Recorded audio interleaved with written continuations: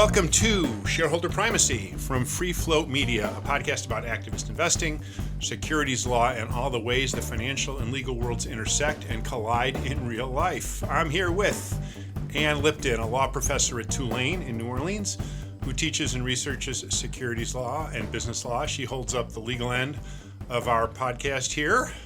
And that's Mike Levin, an activist investor who lives and works in Chicago. He covers the financial side of our podcast. Well, that's great, Ann. So you're doing okay in New Orleans this week, it sounds like, right? Yeah, I'm in the office because we don't have internet at my place, but at least I kept my power on, which is better than a lot of others. All right. So we now have proper connectivity so we can record ourselves talking about a couple of meaty subjects today. Corporate domiciles have been in the news, and it'd be fun to kind of delve into the relative merits of Delaware and Nevada, illustrated by a case recently that should be pretty illuminating. Yeah, we'll also talk about shareholder proposals and some really interesting and novel ways shareholders have gone about handling these, especially with Starboard submitting a proposal to News Corp.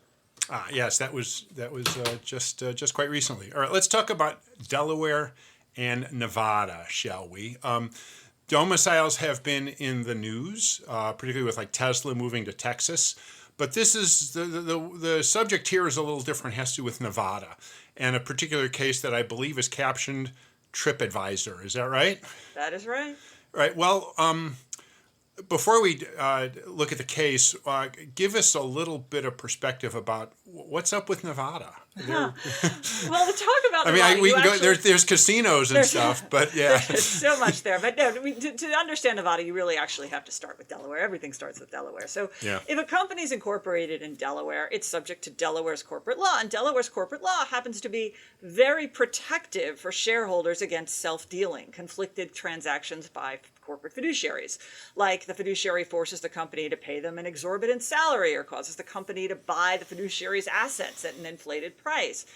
There's always a risk that a fiduciary will take advantage of the shareholders that way. And so Delaware lets shareholders sue. And Delaware is especially protective when the fiduciary isn't just an officer or a director, but is actually a controlling shareholder, meaning someone with 50% of the vote. Delaware is extremely suspicious of these conflicted transactions. So their rule is when a controller stands on both sides of a transaction with a controlled company, if the controller wants to avoid paying damages to the minority shareholders, maybe very significant damages, the controller has to do one of two things. They have two options. One is the controller can design these transactions with procedural protections for the minority shareholders up front. And those protections are the transaction has to be negotiated by independent directors and approved by the unaffiliated shareholders. Okay, there's those two steps.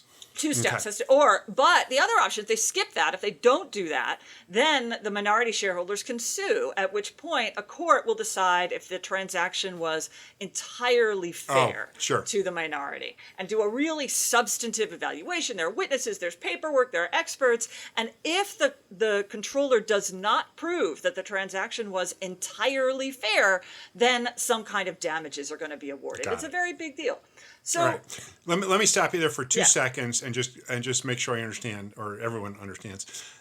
So in Delaware, which is our model for discussing what's going on in Nevada, not only are there strong protections for shareholders, just kind of generally, even though guys like me, investors like me, kind of grumble about Delaware at times, we really should be kind of grateful that they protect shareholders. But there's an even stronger set of protections when a company is so-called controlled. Exactly, because Delaware is very suspicious of that. But that's Delaware, and Nevada has set itself up as the anti-Delaware very consciously. Great. Nevada makes it much, much harder for shareholders to sue at all when a fiduciary engages in a conflicted transaction, whether it's an officer, director, or apparently even a controlling shareholder. The exact contours of Nevada law are sort of hard to pin down because there aren't many cases, and you know why there aren't many cases? Because everyone's incorporated in Delaware. Yeah, there's not many corporations incorporated in Delaware, Nevada, domiciled in Delaware, right? It's so hard to sue that shareholders don't even try. So what it comes down to is the exact contours of Nevada law aren't entirely clear, but apparently the gist of it is that a conflicted transaction, you don't get to sue over that. The shareholder would actually have to show that there was intentional misconduct or fraud or that's violation a pretty high of law. standard. It's a very high standard. To try to show that on the facts is show that tricky. in a complaint before anything else has happened, before you've even had discovery. So that basically means it's very protective of controllers, of fiduciaries, instead of protective of the shareholders.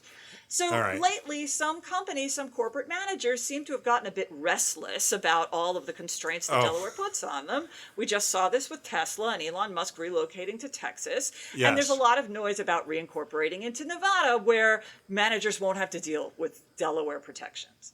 Oh, wow. So there's this kind of attraction. There's like, potentially boards of directors are thinking, okay, we're kind of tired of people like me bugging them.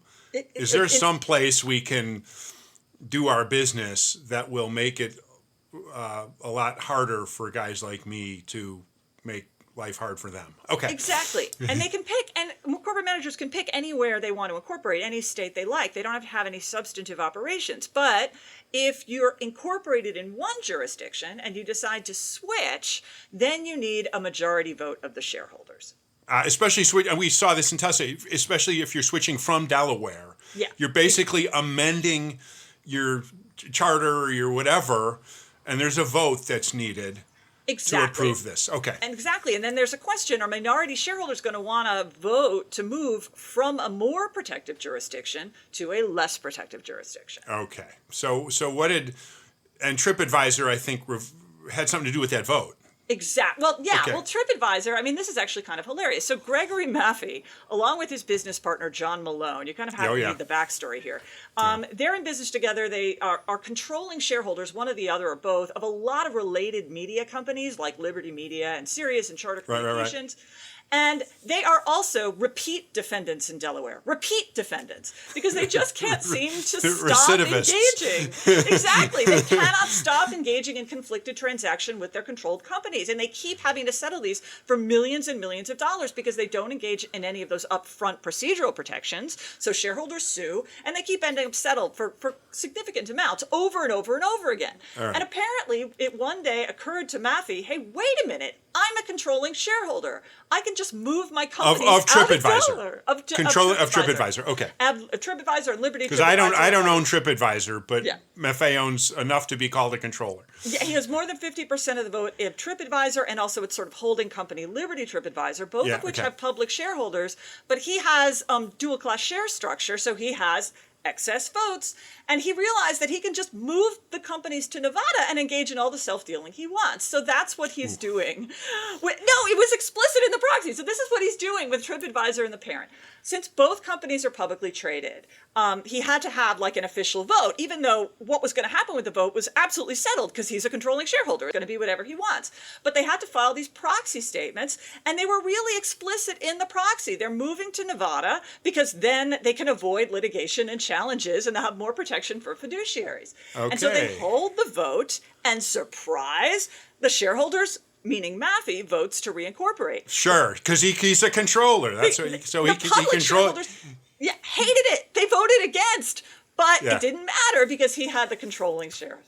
So at that point, the public shareholders sued in Delaware, and they argued the move itself is a conflicted transaction, just like any other self-dealing transaction. Interesting. And therefore, as a conflicted transaction that didn't have the procedural protections, a Delaware court has to decide if a move to Nevada is entirely fair to the public shareholders. Okay. So there's some plaintiff, just some shareholder. Yes, exactly. Said that the actual move itself was a conflict, and therefore the vote to approve the move was conflicted. Exactly. It was a conflicted transaction, just as if he had paid himself money or had to deal with one of his companies like any other conflicted transaction. And because it wasn't negotiated by independent directors with independent shareholder approval, therefore a Delaware court has to decide whether this is fair to the minority and award damages to the minority if it turns out it was unfair. And this question is actually now pending before the Delaware Supreme Court.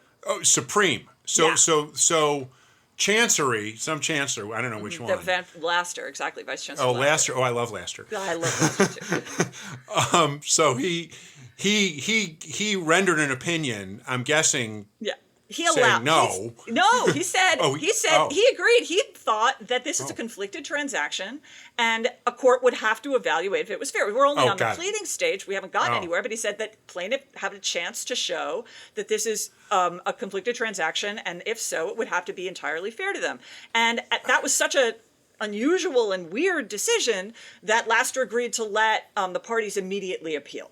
So interesting. That's why so this. The Delaware Supreme Court. Okay, so there's like a I learned this recently. It's called interlocutory. Yeah, exactly. It's an interlocutory appeal. I love that Normally word. you wait until everything is settled and finished, but in this case it was just too strange. So it went up to the Delaware Supreme Court where it's pending now. All right. So we're sort of in the middle of the case. So TripAdvisor is still in Delaware. They haven't moved yet. They had the vote, but they didn't actually move.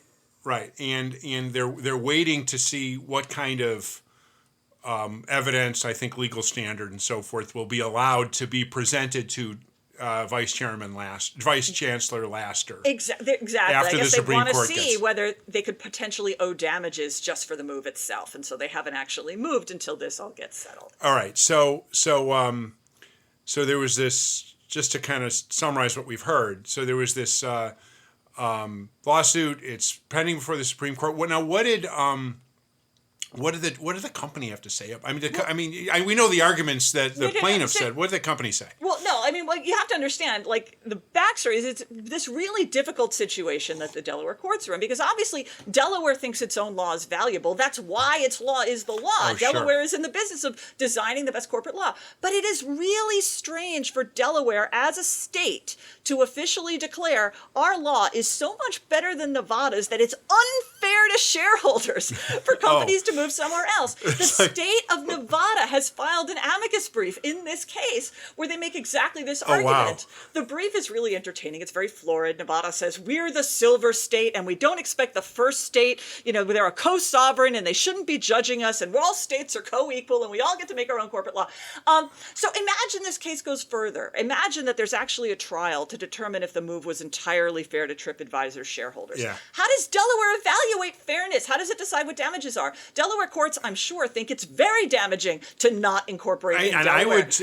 Based on what you've said, I don't own TripAdvisor, but I would think so too. But it's weird for a court to say our law is more than theirs. Kind of like to say that they're saying what other people only dare to think. Exactly. But if the Delaware Supreme Court accepts TripAdvisor's argument that they can just move without any penalty, then all the protections for shareholders become illusory. What's the point of promising shareholders of Delaware companies that they're going to have special protections from controllers if the controllers can just say, well, I don't like this anymore. We'll just move, and I'm moving you.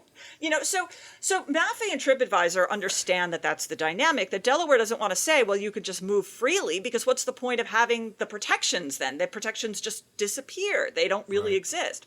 So Maffei and TripAdvisor are offering this very specific argument that they think is going to thread this needle. Their argument is, if companies want to move freely to Nevada, they can, and it doesn't count as a conflicted transaction unless they're doing it when they have a specific instance of self-dealing that they're exploring right at that moment, and they're moving to in order to engage in that transaction. So what they want is basically what we would call a clear day standard. I was just going to say that. Exactly. If a controller decides to move on a clear day when there are no specific conflict transactions on the horizon, then the move isn't a conflict. But if the move is made on a cloudy day, stormy day, like a hurricane day, in New Orleans. If to enable a specific instance of self-dealing, then the move itself is self-dealing. And it's true, because you thought of that phrase. There are lots of other situations in Delaware where courts draw distinctions between clear day versus cloudy day. Advance notice bylaws. We just talked about that in a previous show. Yeah. And their courts will evaluate them differently if they're adopted on a clear day when there's no proxy contest on the horizon. They look more innocent if it's done on a clear day. But in those situations, like advance notice bylaws, protections against takeovers, the company, the managers, don't control the weather. Whether it's clear or cloudy depends on the third party, the activist. Right. Here, of course, the controlling shareholder decides if it's clear or cloudy, and it can easily have a self-dealing transaction in mind, conceal it, move, and then later do the deal. And who can say what it was thinking? Yeah, exactly. That's really, wow. And this is the problem, and it's a political problem for the Delaware Supreme Court. Right. Yeah, because they're viewing. We talked about this, and we're going to talk about this more in coming weeks and months. Is that Delaware as a domicile is at least their leadership's thinking of existential threats to to one of their state industries. Exactly, and part of it is because controlling shareholders are feeling very constrained by this regime, as we see by Matthew's reaction and Elon Musk before then. Right. All right. Wow. That was. There's a lot to follow. When's the Supreme Court supposed to hear this? End of October. They'll hear oral argument, and then they'll render a decision sometime after that. So we're not going to know about this. So no, it's going to take a little while. Poor TripAdvisor. They so want to be in Carson City. They so want to be able to get down to Vegas or Reno to go spend some time. All righty. Anyway, all right. Let's how about a quick break, and then we can come back to talk about shareholder proposal developments here at Shareholder Primacy. This is the Free Flow Media Podcast Network, where we cover the who of the business news, because investing isn't a what, it's a who. Check out our other podcast, Business Pants, for fact-based snark covering companies and executives, and the Proxy Countdown, the only podcast that treats company meetings like sporting events. Find them on iTunes, Spotify, or wherever you get your podcasts. Back to the show. Welcome back to Shareholder Primacy. I'm Ann Lipton here with Mike Levin, and we're going to talk about shareholder proposals now. Mike, what is going on with shareholder proposals? What is going on? There's a lot. So what is a shareholder proposal? A shareholder proposal is when a shareholder proposes some business to a company to be voted on by other shareholders at the next, usually annual meetings. These are rarely handled at special shareholder meetings. So what kind of business? Oh, there's all sorts of the stuff we normally see for shareholder proposals is this whole range of ESG, environmental, social governance proposals. There's been almost 1,000 of them proposed at U.S. public companies in 2024. So there's just, and it's about climate and setting a climate goal. It's about setting, resolving that our board's going to be more diverse. Shareholders have a whole range of issues that concern them that they want other shareholders to vote on. It's kind of a way that this community views to put pressure on companies. Right, and usually they're not binding on boards, right? Boards don't have to do what shareholders say. Yes, the word is precatory, or just kind of optional. So they're just suggestions. They're just right. They're just, this is the sense of the shareholders. We think that ExxonMobil ought to move to a net zero emissions position by 2040. I mean, that's just an example. There's just dozens and hundreds of them in all sorts of ways. It's pretty contentious, but there's a lot of these. Now, what's important to note here is that very few shareholder proposals originate from hardcore hedge fund and financial activists like me.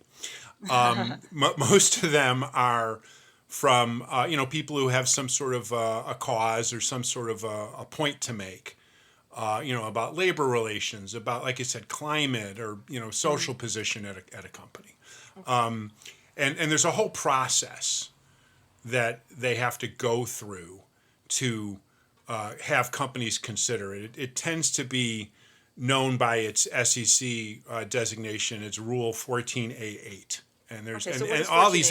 So it's a way for the SEC to decide whether or not the company needs to consider it, needs to put it on the agenda at the meeting, and so forth. And there's a well-trod path about how all these proponents need to go down. And like I said, most hedge funds and just don't get there. They're interested in more mundane things, like about whether the company's making money. Okay, so explain, what's the problem with using how does 14A work? So essentially the proponent submits a proposal to the company and says, we'd like to consider this at the next meeting. And the companies almost always immediately go to the SEC and say, please let us know whether we can exclude this from the meeting agenda. Exclude the proposal. From their proxy. Yeah, right. From the meeting agenda, and then also from the proxy. Exactly right. So they don't want to put it on their own proxy materials to Right. distribute to shareholders. Exactly. So the what the shareholders doing is they're basically using a little bit of kind of regulatory judo. They're telling the company, okay, you're going to put this material into the proxy and you're going to kind of publicize it for us. So, the shareholders get all this proxy stuff and they'll read about the proposal, about the climate, and they'll say, oh, this is interesting. Right. So the company has to distribute a proxy anyway, because here are the directors to vote on, here are and all these. Here's the auditor. Exactly, right. Exactly. And the shareholders are saying, put my proposal in these proxy materials that you're distributing anyway. Right. And everybody can see them. Right. And there's this whole dance that goes on where the SEC gives the company like 10 different grounds to exclude them. You can exclude it if it's ordinary business. If the proposal is about the color of the carpeting in the offices, you don't have to include it. If the proposal is already something we've started to implement, you don't have to include it. If the proposal is going to cause us to violate some state or federal law, you don't have to. There's like a range of like 10 different bases.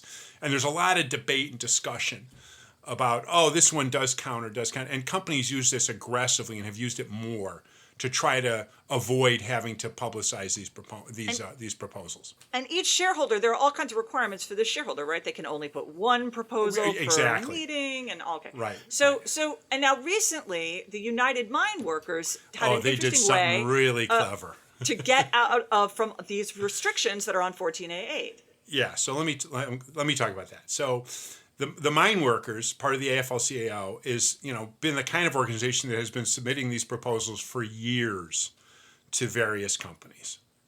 Okay, and they'll submit something on labor relations or possibly on climate and so forth. But they're doing this routinely.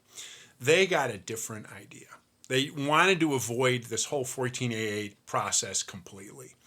So they notified a company where they owned a little bit of shares. It's called Warrior Met Coal. HCC is the ticker. And not coincidentally, the mine workers in HCC had some serious contentious labor problems. Yeah, they were actually picketing outside of BlackRock at one point. They were. BlackRock is a Warrior Met shareholder. Yeah. BlackRock owns a big chunk of Warrior Met shares and so forth. Yeah, the labor relations problems at Warrior Met Coal were legendary. And so the mine workers said, we're gonna figure out another way to skin this cat. So instead of going through this whole 14A8 dance, they submitted not one but 5 proposals to Warrior Met Coal. One of them was a labor relations proposal saying we ought to do labor relations better. We don't have to go into the detail about what the substance of the proposal was, but it was really about trying to improve labor relations coming from a union. Then there were 4 other proposals that they submitted, all having to do with corporate governance, about majority votes, and I can't remember the others. Normally, HCC would come back and say, you're only allowed one, pick one. You have to limit your supporting statement here that you can do to 500 words, and we're going to look and see if it's ordinary business. They were going to really, the mine workers avoided that completely because they treated this like a basic proxy solicitation as if they were nominating directors. And there's this little separate part of the SEC rules called 14A4 that regulates this. So this would be called a 14A4 proposal. So they notified Warrior Met they were going to submit these 5 proposals and vote on them at the shareholder meeting, and they were going to go out and solicit their own proxies in support of these proposals. So instead of using, they're not using the company proxy. They're not putting this proposal on the company. They're distributing their own proxy statement. So they were going to go contact, dozens or potentially hundreds of shareholders and say, here's our proxy, here's our statement. You can look on Edgar for it if you want, and just talk to us about these proposals, and submit card. I don't know if they're going to use a blue card. I don't know how it worked, and just talk to us about voting in support of these proposals. And the the mine workers were going to spend some money to put up a little website and just solicit support for this on their own. And the company got nervous. Okay, wait. No, wait before we even go there. So I just want to be clear on this. So normally, shareholders, they put these proposals that go on the company proxy. But if you're like having a contest for like the board, then you create your own proxy materials and you solicit your own proxy. Just like a board election, right? And they did it that way, so they didn't have to go through 14A8. They could say whatever they want. They don't have to limit it by ordering. Okay, so that's really clever. But they had to spend some money. How expensive is this? $15,000, not much. Well, that's not, it's not nothing. It's not nothing, but I mean, for somebody who has an interest. Yeah, but it's not nothing. But compared to the hundreds of thousands that they would normally have to spend to solicit proxies at a U.S. publicly listed company, it's really cheap. The mine workers, people did some of their own solicitation. They were out in their office calling shareholders and saying, "Vote for us." But what got interesting, so there was actually a couple points to make. First, the mine workers kind of cornered Warrior Met Coal here in a very interesting little development. So because they were going to circulate their own proxy, listing all the directors, listing all the business to be voted on at the meeting, but they were going to see these proxies from potentially BlackRock, from potentially all the big HCC shareholders. The vote to the mine workers instead of to the company. The mine workers would see the votes, not right. And so the company would kind of what votes, what volume of votes were coming, but they wouldn't know how people were voting, wouldn't know who voted. Okay, so they were going to lose control over voting at their own shareholder meeting. So the HCC very quickly said, okay, we will include your 5 proposals in whatever form you state them on our proxy statement. So they got them into the company proxy anyway, simply by threatening to solicit their alternative proxy materials. They submitted, they solicited maybe 10 or 12 or 15, not many, probably some bigger shareholders. And then finally said to probably those shareholders, oh, you can just vote on the HCC proxy, it's just fine. Our proposals are there. So there's we could talk about the consequences here. What happened at the shareholder meeting, which happened in, I think, May, was out of 5 proposals, the labor relations proposal won a majority. Wow. Okay, which is, in this day and age, when very few ESG type proposals are winning any kind of support, it won a majority. Of the 4 governance proposals, the company endorsed one of them. I think it had to do with proxy access. And so that won 98% of the, and of the other 3 that the company, governance proposals, the company didn't endorse, I think 2 won a majority. That is really impressive. So the HCC mine workers achieved all their goals. So it's worth noting one other quick comment about this, and then we can talk a little bit about Starboard. That there's an interesting little connection to universal proxy here. Okay. And we talked about that.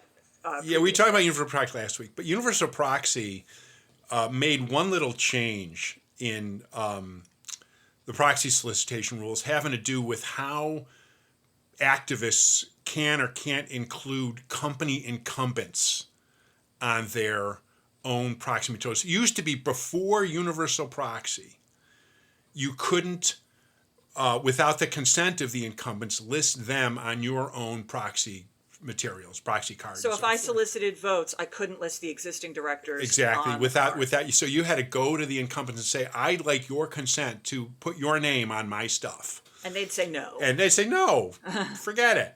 Okay, well, and it's called the bona fide nominee rule and so forth. Well, in order to make universal proxy work, they got rid of that.